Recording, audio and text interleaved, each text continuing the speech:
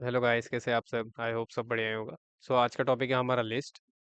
सो list में क्या होता है? बेसिकली लिस्ट क्या होता है? लिस्ट एक कलेक्शन डेटा टाइप है। ठीक है, कलेक्शन मतलब क्या है? जहाँ पे हम लोग मल्टीपल डेटा एक साथ स्टोर कर सकते हैं। मल्टीपल अलग अलग टाइप के डेटा अगर हम लोग स्टोर कर रहे हैं तो उसको हम लोग बोलते हैं कलेक्शन है वो। लिस्ट एक ऐसा ही कलेक्शन है जिसमें हम लोग क्या करते हैं, मल्टीपल डेटा एक साथ स्टोर कर सकते हैं एक ही वेरिएबल में। Okay, let's take an example where I have a classroom. Classroom के अंदर मेरे पास कुछ स्टूडेंट्स के नेम है, जैसे राजू, सोनू एंड मोनू। ठीक है, तो अब ये यहाँ पे क्या हो रहा है? यहाँ पे मल्टीपल स्ट्रिंग्स है। हम लोग ने लास्ट टॉपिक पढ़ा था स्ट्रिंग्स क्या होते हैं। मल्टीपल स्ट्रिंग्स हम लोग क्या कर रहे हैं, एक ही वेरिएबल में स्टोर कर रहे हैं। ठीक है, मल्टीपल स्ट्रिंग्स 1 2 3 एक ही वेरिएबल में स्टोर कर रहे हैं। तो ये क्या ये किसका पार्ट हो गया? ये कलेक्शन का पार्ट हो गया।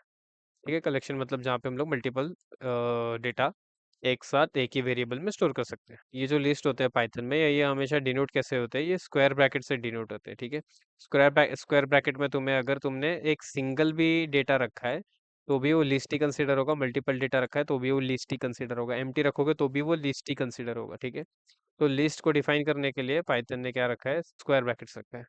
अभी पाइथन के लिस्ट क्या होते हैं? म्यूटेबल्स होते हैं। पाइथन के लिस्ट होते हैं म्यूटेबल। म्यूटेबल मतलब क्या? म्यूटेबल का मतलब एक सिंपल मतलब समझ लो, चेंजेबल। चेंजेबल मतलब अगर तुमने एक बार लिस्ट डिफाइन कर दिया तो तुम उसे चेंज कर सकते हो। ठीक है, चेंज कर सकते हो क्या मतलब? तुम क्या कर सकते हो? एडिट और डिलीट या फिर न्यू चीज ऐड कर सकते हो। ठीक है, अपेंड कर सकते हो, डिलीट कर सकते हो या फिर न्यू चीज ऐड कर सकते हो एक पर्टिकुलर इंडेक्स के ऊपर। अभी इंडेक्स क्या होता है? इंडेक्स मतलब ये है कि तुम्हारा जो डेटा होता है वो डेटा के अंदर तुम्हारे पास क्या होती है, उनको एक इंडेक्स दिया जाता है। ठीक है, इंडेक्स क्यों देते हैं हम लोग? ताकि वो पर्टिकुलर डेटा को कलेक्शन के अंदर से तुम फेच कर पाओ। ठीक है, तो फेच करने के लिए यहाँ पे इंडेक्सिंग दिया गया है हर एक डेटा को। कॉमा सेपरेटेड वैल्यू होती है, हर एक डेटा को एक एक इंडेक्स दिया गया है। स्टार्टिंग में होती है, ये स्टार्ट होता है जीरो से। ठीक है, ये स्टार्ट होता है हम लोग का। क्लासरूम को कॉल करेंगे एंड यहाँ पे हम लोग चेक करेंगे जीरो की वैल्यू क्या है। तो ये स्टार्ट होता है जीरो से, तो हमें आउटपुट में क्या मिलेगा? राजू मिलेगा। क्यों? क्योंकि जीरो इंडेक्स पे राजू है। ऐसे अगर हम लोग ने इसका इंडेक्स चेंज किया, वन इंडेक्स पे कौन आएगा? फिर हमारा सोनू आना चाहिए। क्यों? क्योंकि जीरो के बाद वन, वन के बाद टू, तो हम लोग की टोटल टू इंडेक्स है, 0 to 1। तो वन पे कौन है? वन पे सोनू है। फिर हमारा सेकंड इंडेक्स पे कौन होगा? सेकंड इंडेक्स पे होगा हमारा मोनू। ठीक है, बैक टू टॉपिक कि म्यूटेबल क्या होता है। म्यूटेबल मतलब क्या?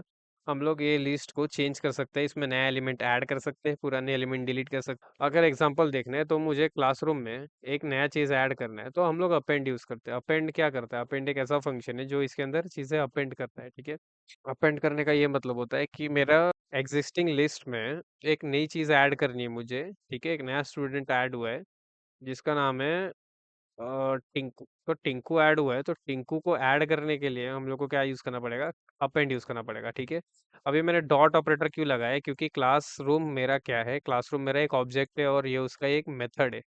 अपेंड उसका एक मेथड है। ये मेथड क्या करेगा? Method is just a function. तो ये मेथड या फिर ये फंक्शन क्या करने वाला है?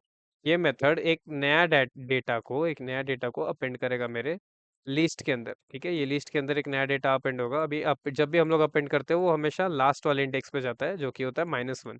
ठीक है, अगर मैं इसको प्रिंट करके देखूंगा तो मुझे आउटपुट में पहले एग्जिस्टिंग डेटा भी मिलनी चाहिए और न्यू डेटा जो ऐड किया था वो भी मिलना चाहिए।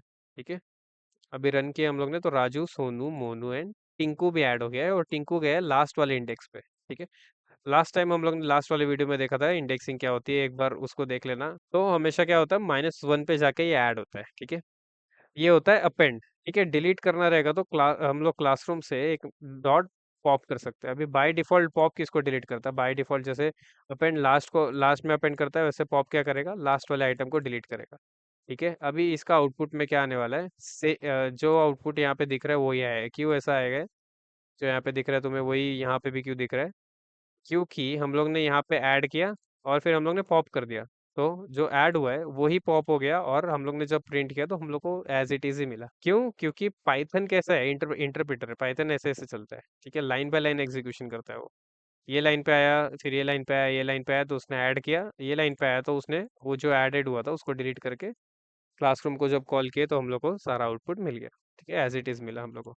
और ये जो होता है ये ऑर्डर में होता है। इंडेक्सिंग हम लोग ने देखा, तो इंडेक्सिंग का मतलब क्या होता है? ये एक ऑर्डर्ड वे में स्टोर होता है। ठीक है, और इसमें डुप्लीकेट वैल्यू भी अलाउ है। मतलब अगर मैंने मोनू को 2 बार लिखा तो भी चल जाएगा, ठीक है, मोनू 2 बार हो सकते हैं, ठीक है, लेकिन सब लोग का इंडेक्स यूनिक ही होता है हमेशा।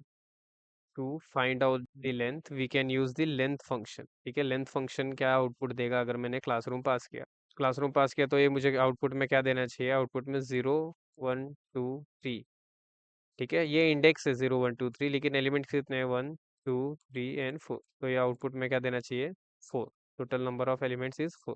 ओके, और इसमें ये हेट्रोजीनियस होता है। हेट्रोजीनियस मतलब क्या, इसमें हम लोग ना कई कौन से भी टाइप का डेटा डाल सकते हैं। अभी तो ये मैंने स्ट्रिंग डाला था, इसमें मैं इंट भी डाल सकता हूँ, इसमें मैं बुलियन वैल्यू भी डाल सकता हूँ, इसमें मैं दूसरा डेटा टाइप भी डाल सकता हूँ, ठीक है। राउंड ब्रैकेट्स क्या होते हैं तुम्हारे, राउंड ब्रैकेट्स क्या होते हैं तुम्हारे, टपल होते हैं, ठीक है।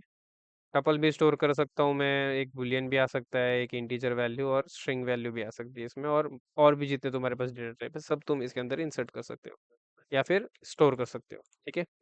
अगर मैं इसका टाइप देख रहा हूँ, इसको मैं हटा देता हूँ एक बार, तो ये मुझे टाइप में क्या देता है, इंटरेस्टिंग है, ठीक है। ये अगर मैं इसका टाइप फाइंड आउट कर रहा हूँ, तो ये मुझे टाइप में क्या देना चाहिए कि ये लिस्ट है, ठीक है।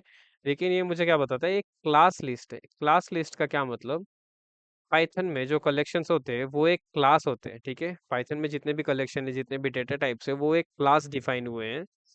अगर वो क्लास है तो इसका मतलब क्या कि जिस वेरिएबल में मैं उसको स्टोर करूंगा मेरे लिस्ट को, अगर मैं बोल रहा हूँ ये मेरा क्लास है, तो अगर मैंने क्लासरूम में स्टोर किया तो क्लासरूम एक उसका ऑब्जेक्ट बन जाता है, राइट। अगर हम लोग क्लास को एक वेरिएबल में स्टोर करते हैं वो एक ऑब्जेक्ट बन जाता है। आगे हम लोग देखने वाले हैं क्लास एंड ऑब्जेक्ट के टाइम।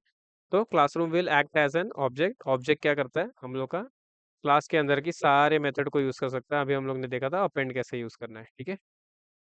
आगे हम लोग देखने वाले क्या है, तो ये हम लोग को टाइप क्या देता है, बात ये थी कि टाइप क्या देता है, हम लोग को क्लास इंट देता है। हाँ, अभी ये टाइप कास्टिंग बता देता हूँ एक बार, कि टाइप कास्टिंग में क्या होता है कि हम लोग लिस्ट के कंस्ट्रक्टर को कॉल करते हैं और इसके अंदर हम लोग अपना डेटा पास करते हैं। अभी जो भी डेटा हम लोग पास करेंगे वो उसको कन्वर्ट कर देगा एक लिस्ट के अंदर। हम लोग ने क्या पास किया था, हम लोग ने यहाँ पे टपल पास किया।